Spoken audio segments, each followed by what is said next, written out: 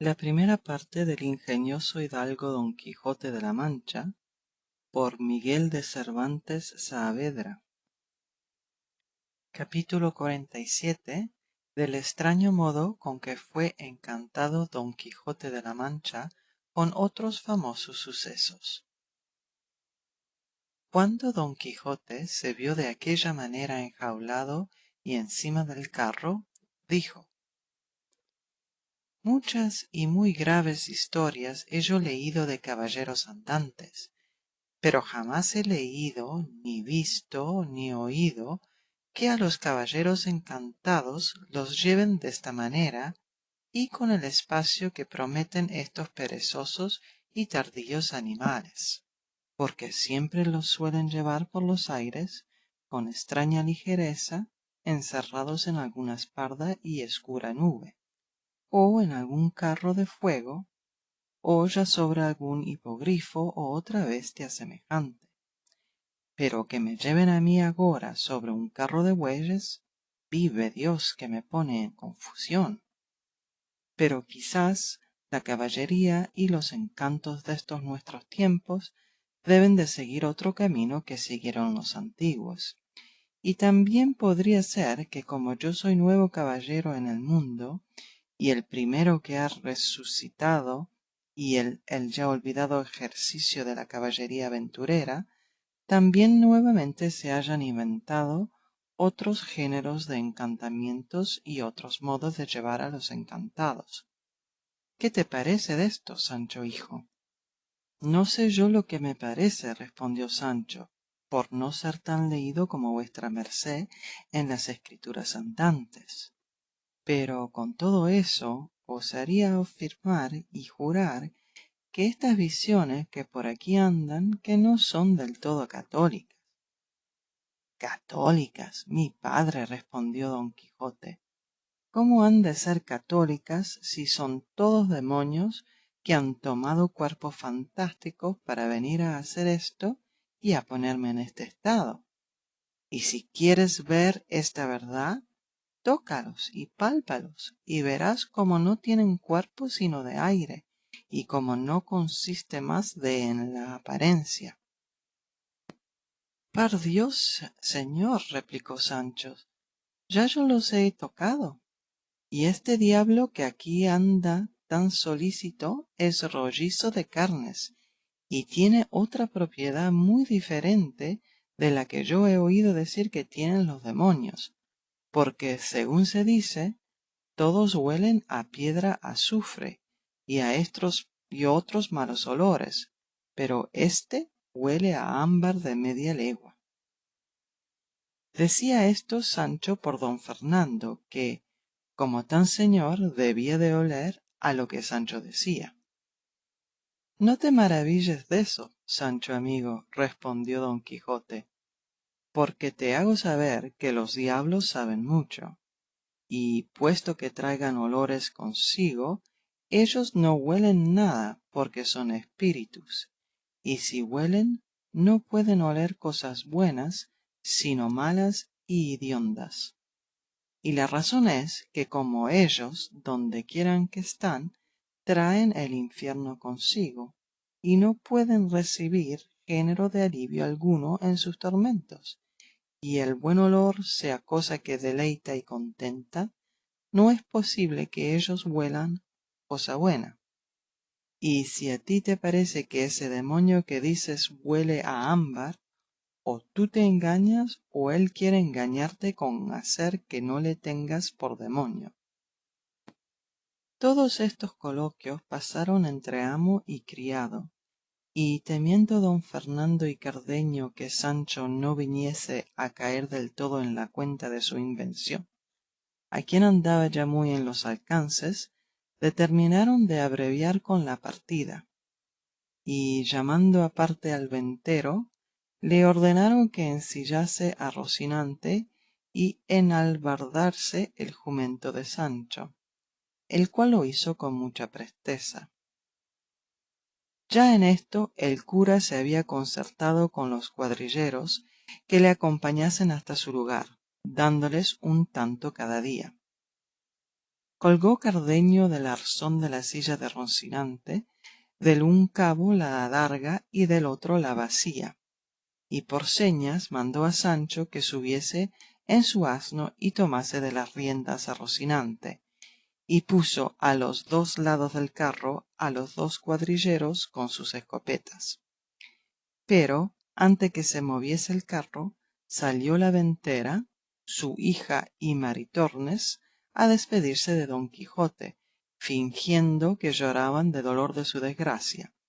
A quien don Quijote dijo: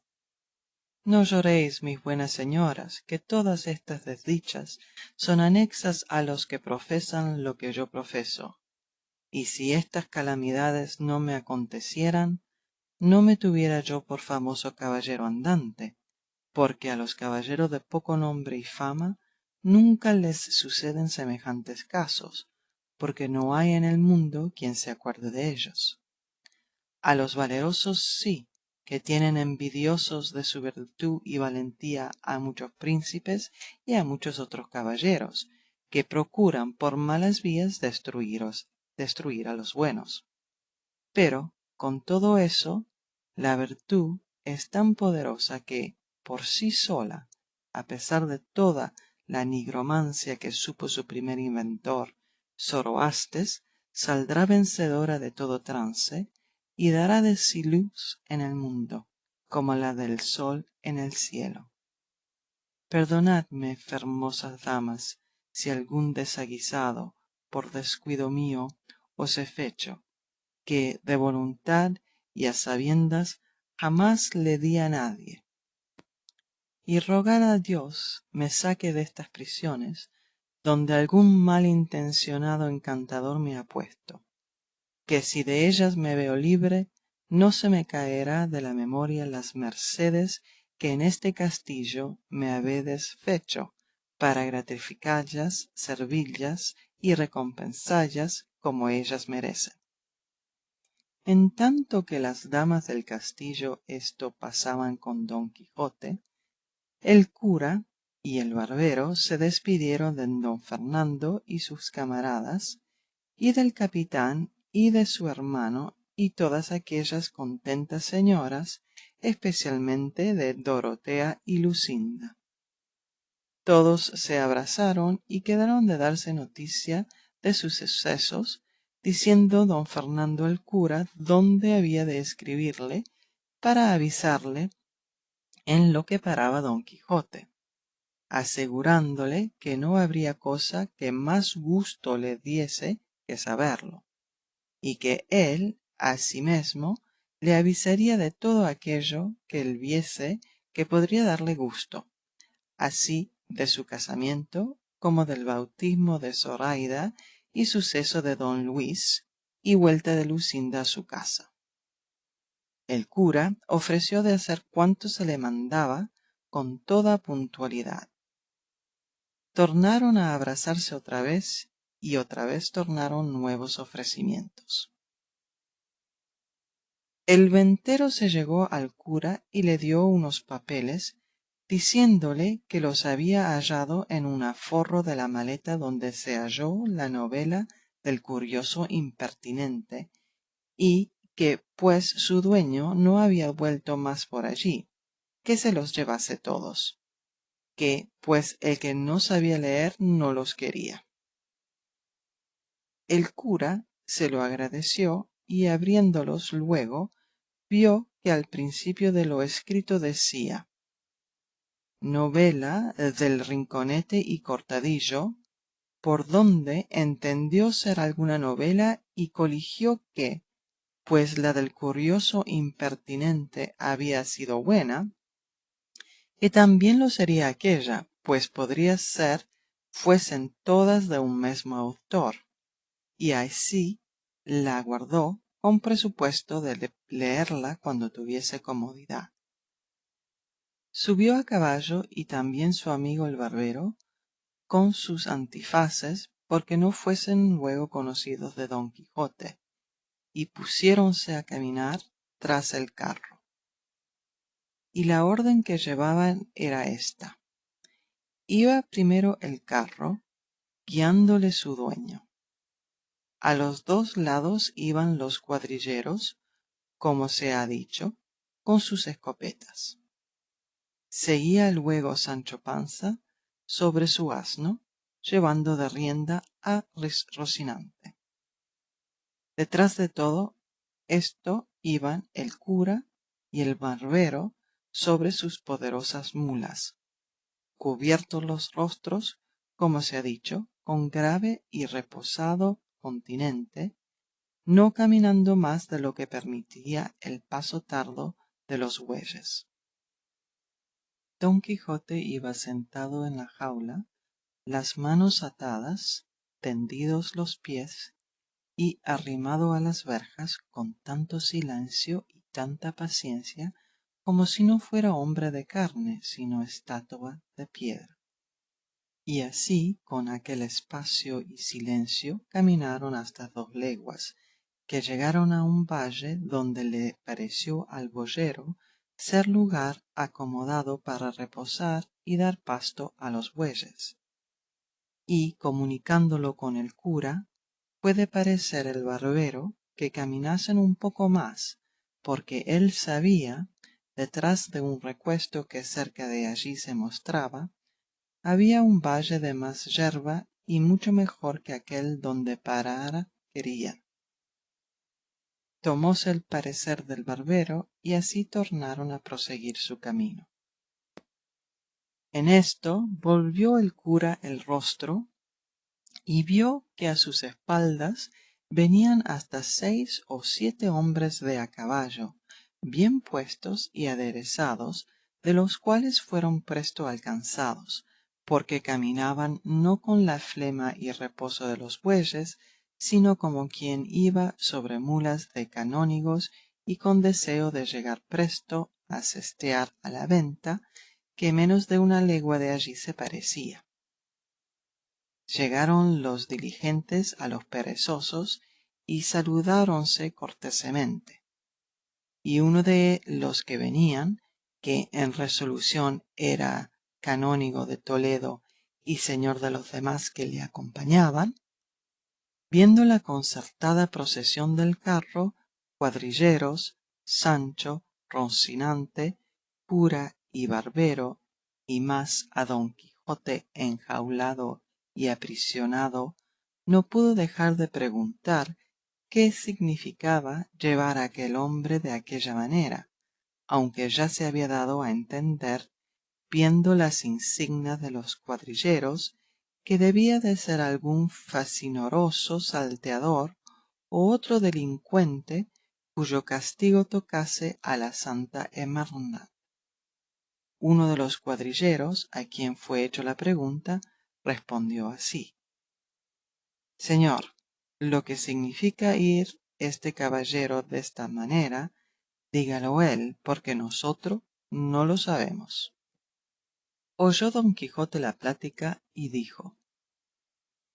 Por dicha vuestras mercedes, señores caballeros, son versados y perictos en esto de la caballería andante, porque si lo son, comunicaré con ellos mis desgracias, y si no, no hay para qué me canse en decillas. Y a este tiempo habían ya llegado el cura y el barbero, viendo que los caminantes estaban en pláticas con don Quijote de la Mancha para responder de modo que no fuese descubierto su artificio. El canónigo, a lo que don Quijote dijo, respondió: En verdad, hermano, que sé más de libros de caballerías que de las súmulas de Villalpando. Así que, si no está más que en esto, seguramente podéis comunicar conmigo lo que quisiérades. A la mano de Dios, replicó don Quijote, pues así es. Quiero, señor caballero, que sepades que yo voy encantado en esta jaula por envidia y fraude de malos encantadores, que la virtud más es perseguida de los malos que amada de los buenos. Caballero andante soy, y no de aquellos de cuyos nombres jamás la fama se acordó para eternizarlos en su memoria, sino de aquellos que, a despecho y pesar de la mesma envidia y de cuantos magos crió Persia, brahmanes la India, ginosofistas la Etiopía, ha de poner su nombre en el templo de la inmortalidad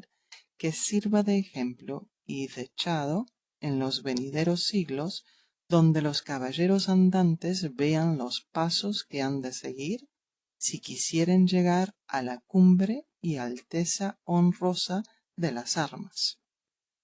Dice verdad el señor Don Quijote de la Mancha, dijo a esta sazón el cura, que él va encantado en esta carreta, no por sus culpas y pecados, sino por la mala intención de aquellos a quien la virtud enfada y la valentía enoja. Este es, señor, el caballero de la triste figura, si ya le oíste nombrar en algún tiempo, cuyas valerosas hazañas y grandes hechos serán escritas en bronces duros y en eternos mármoles, por más que se canse la envidia en escurecerlos y la malicia en ocultarlos. Cuando el canónigo oyó hablar al preso y al libre en semejante estilo, estuvo por hacerse la cruz de admirado y no podía saber lo que había acontecido. Y en la mesma admiración cayeron todos los que con él venían. En esto Sancho Panza, que se había acercado a oír la plática para adobarlo todo, dijo: Ahora, señores, quiéranme bien o quiéranme mal por lo que dijere, el caso de ello es que así va encantado mi señor Don Quijote como mi madre. Él tiene su entero juicio, él come y bebe y hace sus necesidades como los demás hombres, y como las hacía ayer antes que le enjaulasen. Siendo esto ansí, ¿cómo quieren hacerme a mí entender que va encantado? Pues yo he oído decir a muchas personas que los encantados ni comen, ni duermen, ni hablan, y mi amo, si no le van a la mano, hablará más que 30 procuradores. Y volviéndose a mirar al cura, prosiguió diciendo: Ah, señor cura, ¿pensaba vuestra merced que no le conozco? ¿Y pensará que yo no calo y adivino a dónde se encaminan estos nuevos encantamentos? Pues sepa que le conozco, por más que se encubra el rostro, y sepa que le entiendo, por más que disimule sus embustes. En fin, donde reina la envidia, no puede vivir la virtud, ni adonde hay escaseza, la liberalidad. Mal haya el diablo, que, si por su reverencia no fuera, esta fuera ya la hora que mi señor estuviera casado con la infanta Micomicona, y yo fuera conde, por lo menos, pues no se podía esperar otra cosa, así de la bondad de mi señor, el de la triste figura, como de la grandeza de mis servicios. Pero ya veo que es verdad lo que se dice por ahí, que la rueda de la fortuna anda más lista que una rueda de molino, y que los que ayer estaban en pinganitos hoy están por el suelo. De mis hijos y de mi mujer me pesa, pues cuando podían y debían esperar ver entrar a su padre por sus puertas, hecho gobernador o visorrey de alguna ínsula o reino, le verán entrar hecho mozo de caballos. Todo esto que he dicho, señor cura, no es más de por encarecer a su paternidad, haga conciencia del maltratamiento que a mi señor se le hace, y mire bien no le pida Dios en la otra vida esta prisión de mi amo, y se le haga cargo de todos aquellos socorros y bienes que mi señor Don Quijote deja de hacer en este tiempo que está preso.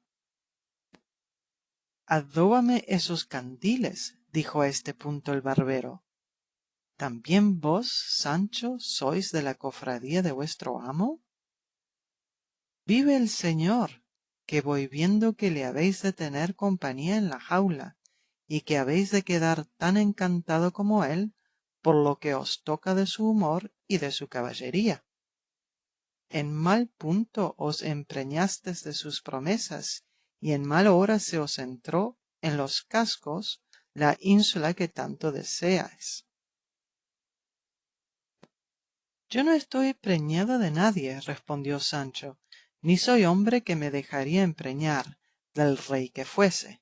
y aunque pobre, soy cristiano viejo, y no debo nada a nadie, y si ínsulas deseo, otros desean otras cosas peores, y cada uno es hijo de sus obras, y debajo de ser hombre puedo venir a ser papá,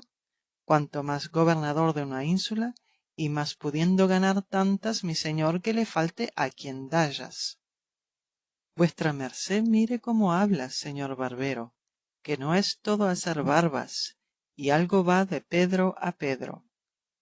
Dígolo porque todos nos conocemos y a mí no se me ha de echar dado falso. Y en esto del encanto de mi amo, Dios sabe la verdad, y quédese aquí, porque es peor meneallo.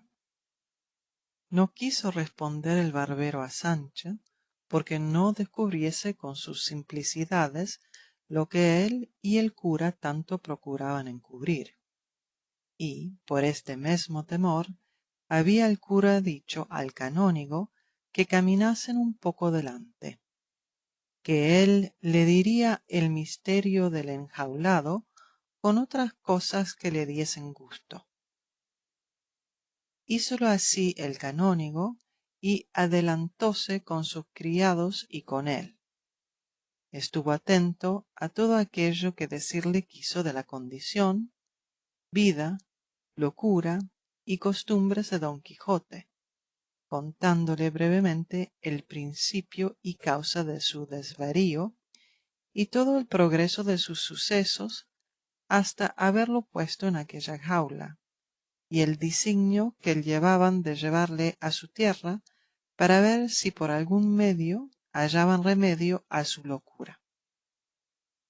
Admiráronse de nuevo los criados y el canónigo de oír la peregrina historia de Don Quijote, y, en acabándola de oír, dijo: verdaderamente, señor cura, yo hallo por mi cuenta que son perjudiciales en la república estos que llaman libros de caballerías, y aunque he leído llevado de un ocioso y falso gusto casi el principio de todos los más que hay impresos, jamás me he podido acomodar a leer ninguno del principio al cabo, porque me parece que, cual más, cual menos, todos ellos son una mesma cosa, y no tiene más este que aquel, ni estotro que el otro. Y según a mí me parece, este género de escritura y composición cae debajo de aquel que las fábulas que llaman milesias, que son cuentos disparatados que atienden solamente a deleitar y no a enseñar, al contrario de lo que hacen las fábulas apólogas que deleitan y enseñan juntamente. Y puesto que el principal intento de semejantes libros sea el deleitar, no sé yo cómo pueden conseguirle, yendo llenos de tantos y tan desaforados disparates,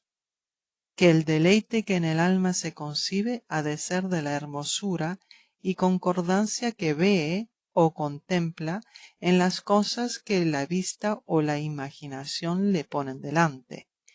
y toda cosa que tiene en sí fealdad y de compostura no nos puede causar contento alguno. Pues, ¿qué hermosura puede haber, o qué proporción de partes con el todo y del todo con las partes, en un libro o fábula donde un mozo de 16 años da una cuchillada a un gigante como una torre y le divide en dos mitades como si fuera de alfeñique, y que, cuando nos quieren pintar una batalla, después de haber dicho que hay de la parte de los enemigos 1 millón de competientes, como sea contra ellos el señor del libro, forzosamente, mal que nos pese, habemos de entender que el tal caballero alcanzó la victoria por solo el valor de su fuerte brazo. Pues, ¿qué diremos de la facilidad con que una reina o emperatriz heredera se conduce en los brazos de un amante y no conocido caballero? ¿Qué ingenio, si no es del todo bárbaro e inculto, podrá contentarse leyendo que una gran torre llena de caballeros va por la mar adelante, como nave con próspero viento, y hoy anochece en Lombardía y mañana amanezca en tierras del preste Juan de las Indias, o en otras que ni las descubrió Ptolomeo ni las vio Marco Polo? Y si a esto se me respondiese que los que tales libros componen los escriben como cosas de mentira, y que así no están obligados a mirar en delicadezas ni verdades, responderlesía yo que tanto la mentira es mejor cuanto más parece verdadera, y tanto más agrada cuando tiene más de lo dudoso y posible. Hanse de casar las fábulas mentirosas con el entendimiento de los que las leyeren, escribiéndose de suerte que, facilitando los imposibles, allanando las grandezas, suspendiendo los ánimos, admiren, suspendan, alborocen y entretengan, de modo que anden a un mismo paso la admiración y la alegrías juntas. Y todas estas cosas no podrá hacer el que huyere de la verisimilitud y de la imitación, en quien consiste la perfección de lo que se escribe. No he visto ningún libro de caballerías que haga un cuerpo de fábula entera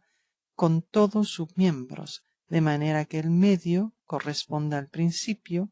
y el fin al principio y al medio, sino que los componen con tantos miembros que más parece que llevan intención a formar una quimera o un monstruo que a hacer una figura proporcionada. Fuera de esto, son en el estilo duros,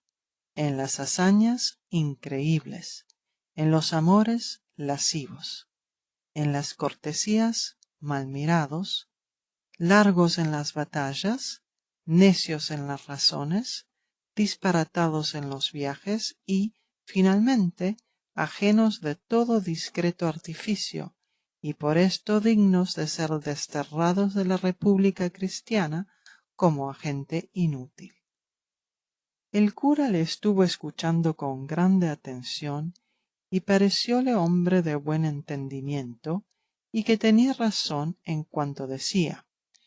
y así le dijo que, por ser él de su mesma opinión y tener ojeriza a los libros de caballerías, había quemado todos los de Don Quijote, que eran muchos, y contóle el escrutinio que dellos había hecho, y los que había condenado al fuego y dejado con vida, de que no poco se rió el canónigo, y dijo que, con todo cuanto mal había dicho de tales libros, hallaba en ellos una cosa buena, que era el sujeto que ofrecían para que un buen entendimiento pudiese mostrarse en ellos, porque daban largo y espacioso campo por donde sin empacho alguno pudiese correr la pluma, descubriendo naufragios, tormentas, rencuentros y batallas, pintando un capitán valeroso con todas las partes que para ser tal se requieren, mostrándose prudente, previniendo las astucias de sus enemigos, y elocuente orador persuadiendo o disuadiendo a sus soldados, maduro en el consejo, presto en lo determinado, tan valiente en el esperar como en el acometer, pintando ora un lamentable y trágico suceso, ahora un alegre y no pensado acontecimiento. Allí una hermosísima dama, honesta, discreta y recatada. Aquí un caballero cristiano, valiente y comedido. Acullá un desaforado bárbaro fanfarrón. Acá un príncipe cortés, valeroso y bien mirado, representando bondad y lealtad de vasallos, grandezas y mercedes de señores. Ya puede mostrarse astrólogo, ya cosmógrafo excelente, ya músico, ya inteligente en las materias de estado, y tal vez le vendrá ocasión de mostrarse nigromante si quiere. Puede mostrar las astucias de Ulixes, la piedad de Eneas, la valentía de Aquiles, las desgracias de Héctor, las traiciones de Sinón,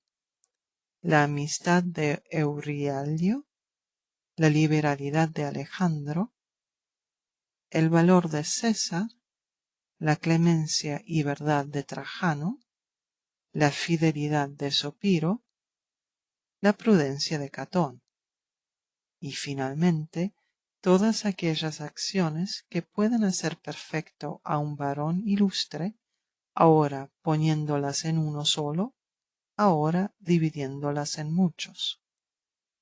Y siendo esto hecho con apacibilidad de estilo y con ingeniosa invención que tire lo más que fuere posible a la verdad, sin duda compondrá una tela de varios y hermosos lazos tejida, que, después de acabada, tal perfección y hermosura muestre, que consiga el fin mejor que se pretende en los escritos,